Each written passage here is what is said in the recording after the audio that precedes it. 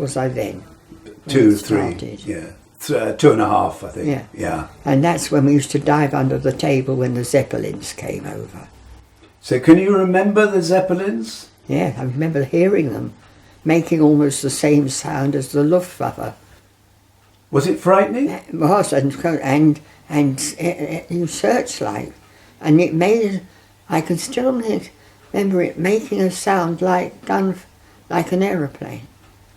But I wasn't frightened. I don't remember that. I do remember because sitting under a dining room table is something a child remembers. You don't remember fear or that.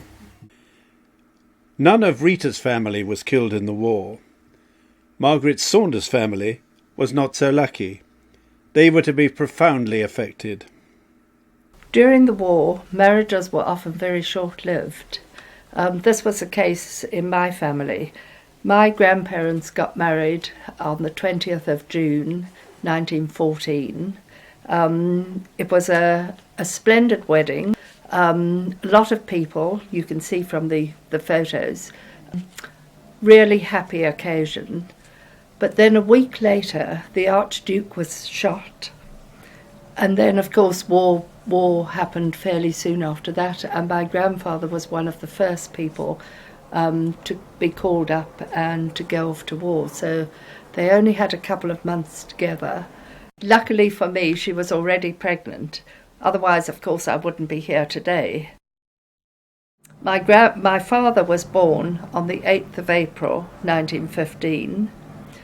His father, my grandfather, was injured on the 27th of April and died on the 28th.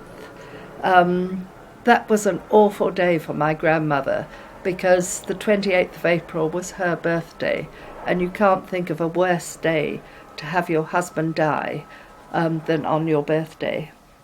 I have a letter here, the last letter, which he wrote from France. It's dated the 21st of April, and it starts off, "My darling, thank you so much for yours of the 19th. I'm fairly cheerful, thanks, dear, but I long to get back to you and the baby. We'll soon have to arrange a christening for our boy, shan't we? Who would you like to have for godfather?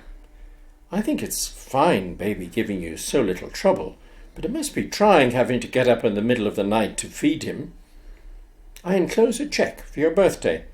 I don't know what to get you, and you'll know what you like best. Many happy returns, dear, but of course I'll write to you nearer the date." But he never did write again.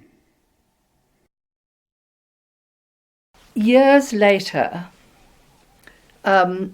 my parents had immigrated to South Africa. My grandmother had followed.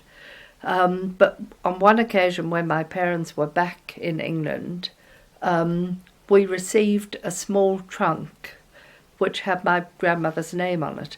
This had been in the house of an elderly aunt up north.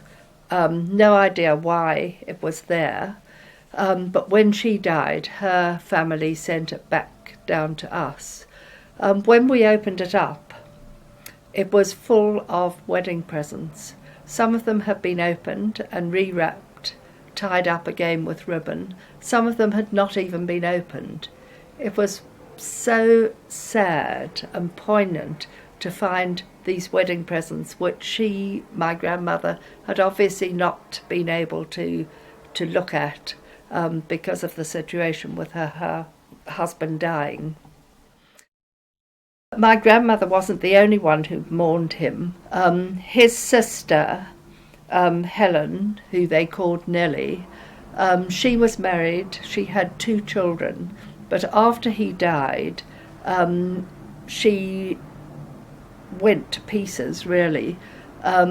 She went to seances. She started going to seances to try and call him back or to talk to him. Whether she had any success, I really don't know.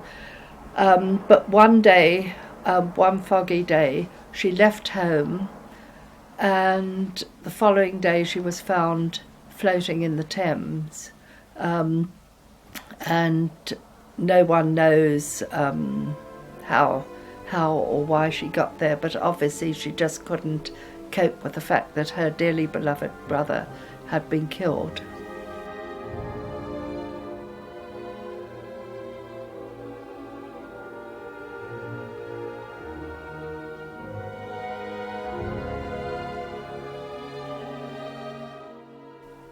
My great-aunt Ruth Stanier wrote some memoirs. They're called Early Memories, and they cover the Edwardian period and then go on up to and including World War I.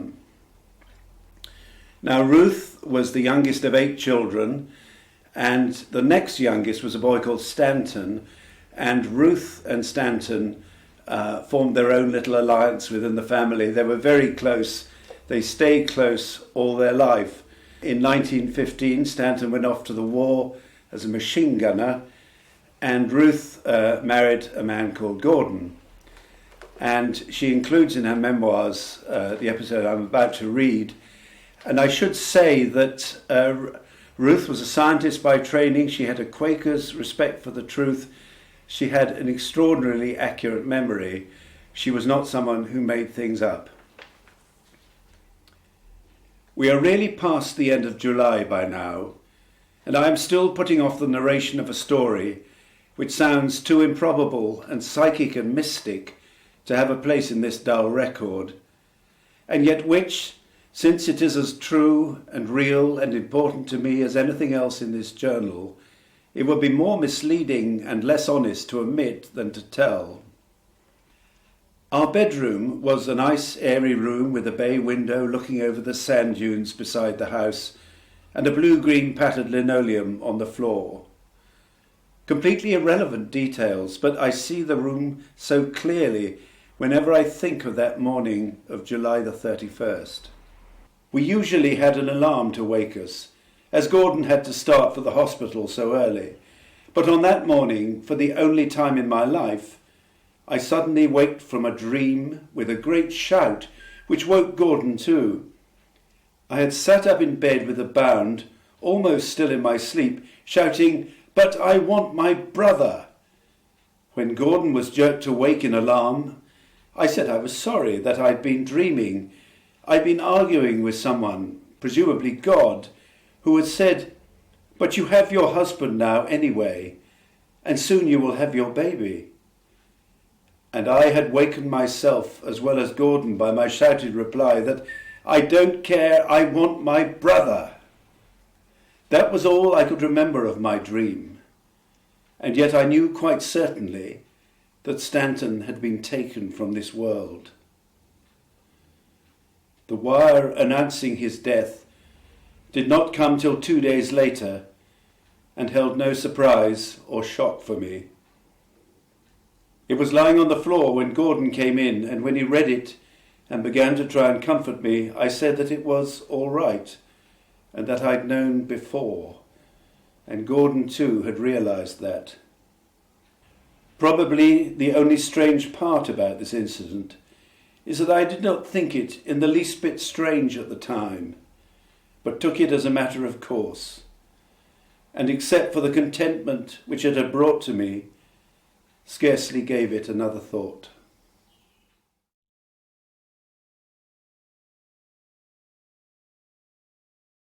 What many of the men at the front were hoping for was a blighty, a wound that would not maim them, but would be sufficient for them to get sent home. This is what Cosmo Clark longed for. In spite of the fact that I've got a piece in my leg, I am not for blighty. I was to have been operated on this morning for them to extract the piece, but the doctors have consulted, and this morning told me that as it was such a small piece and so deep down they were going to leave it, it would mean making a big hole in my leg, which they didn't feel justified in doing. I only wish that they would fish for it and then send me home. If I can persuade them that my leg hurts with the piece in, they might do it, but unfortunately it doesn't hurt. I should think I've seen 1,000 mangled corpses lately, besides various worse sights, and very, very few of the original battery are left. Only about 3 of the original officers.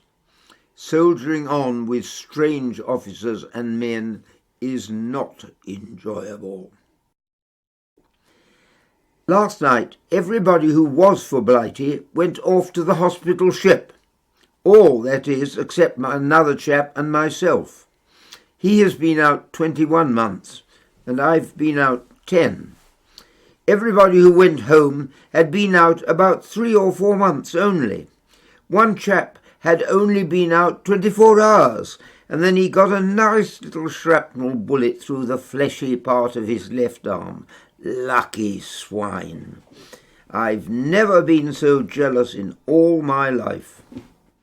Rita's brother, Albert, was one of those lucky swine, and she remembers visiting him in a Barnet hospital. He was called up, skinny little rabbit, 18, and he was in the Royal Field Artillery. And then he got the shrapnel. He only did about 3 weeks in France. Shrapnel in his head. Yeah. They bring him home, put him in a Barnet hospital. He never returns. Now that operation had no after effects, perfect operation, got rid of the shrapnel, sent him to train horses on Salisbury Plain. And he was pretty pleased about that, I imagine. Yes, but you think, I told you, he said, but you think he'd won the war the way he was going on about it. But he was the only one called up. Because Jack, I think, was still already getting important as an engineer, and the two were too younger, going to school. Mm. And tell me a bit about your visit to Barnet, what you remember of the hospital and the journey. How did you get there? Tram. Long tram journey. Yeah. I don't remember how long. And then this big and when I went in and I saw all these wounded soldiers, I didn't really know why they were bandaged, but I did notice tea brought round in buckets. Big buckets? Huge, and they scooped out the tea. I thought that was very strange. I didn't have any feeling of fear or pity. You know, I was a baby. Was Alfred pleased to see you? I don't know, I can't remember. I only remember what I saw. Did he have something on his head, some sort of... Well, they shaved his skull, so he had this white hat on. White sort of, you know, like a chef's head. Yeah. But it was a perfect operation. Yeah. In those days, no after effects. Margaret Waite was by now nursing back in England. My grandmother returned to Tunbridge with the groomsmen who had to go and work on the farm because so many men were going off to war. And there she nursed in the local hospital because Tunbridge was on the direct route from Dover, and a lot of the wounded soldiers would end up in Tunbridge. And in addition to my grandmother nursing there, my great-grandmother, who was her mother, we also have a photo of her in full nursing outfit, because I think all the good ladies of the county turned into nurses. But my grandmother certainly felt very cross at having to come back from France and Belgium. I think she would have much preferred to have stayed out there. And yet coming back with several medals for bravery, her family's reaction was, "You're just showing off." When in fact, I think she thought she was just doing something because she actually has the energy to do it. The compensation for Margaret was that she met her future husband there. That's him in the front of the photo, the man lying in bed. My grandfather was called Louis Delvigne, and he joined up to the Belgian army underage. And we don't quite know when he was wounded, but we have a citation for his bravery dated 1916, where he was incredibly badly injured and went out while injured to collect as many of his comrades from being hurt any further. And he managed to bring most of them back to safety. And it was only when a friend of his turned round and said, "Louis, how are you managing to do this?" that he felt his stomach, only to find that he was holding all his intestines and promptly fainted. The army then basically said, "Right, you're too injured to return to war." But in fact, he did go off to, he was sent to Tunbridge Hospital. He ended up at Tunbridge Hospital. After recovering in hospital, Louis and Margaret became close, literally. 3 Belgian soldiers were billeted at the family farm, which was home, and Louis was one of them. So fell in love, and within a short time they were married and starting a family. But Louis did go back and continue. He just signed up again and continued fighting on behalf of the Belgian army. I think there's a huge belief that life is very short and that you just have to do whatever you can to help your fellows. Probably you're doing it for the sake of your country, but I think you're also doing it for the sake of the comrades you are fighting with. And I think the spirit of people fighting together is something that nobody who's never fought in that way has any idea how strong that bond is.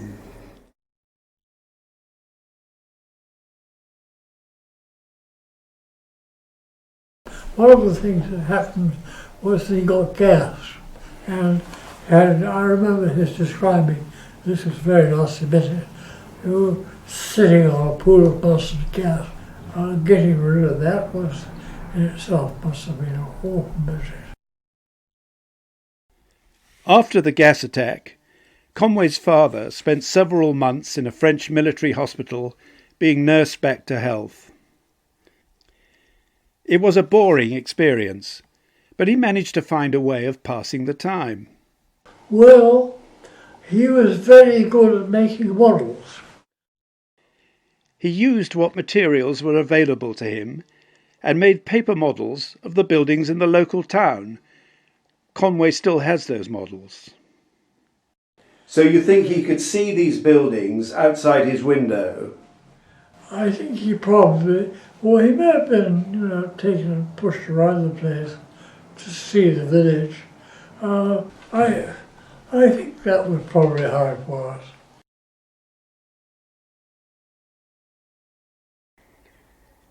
Adrian Jack's relative, the one who'd fiddled his eyesight test, had a fatal encounter with gas. Off he went to France then, and he was assigned to a medical unit. He was a stretcher bearer and whatever else they did, so paramedic of sorts, I suppose, in that day and age. One afternoon, in bringing a victim from the field, they had a gas attack.